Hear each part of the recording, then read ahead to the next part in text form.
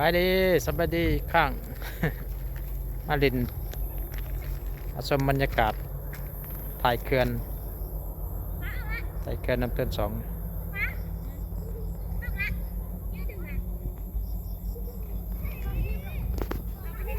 บรรยากาศกำลังดีตอนน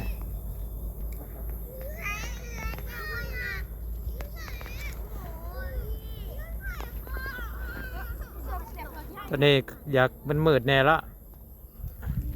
ตะเวนกำลังตกดินตอนขวาขามคลองไปเมืองยมราชตอนนี้ก็คลองน้ำเนาะคลองน้ำไหลเข้าไปแม่น้ำซีบังไผ่โดยไปหลอดผู้น้อยนี่เนาะก็จะเข้าซีบังไผ่ก็หมายความว่าจะหลอดกองผู้น้อยนี่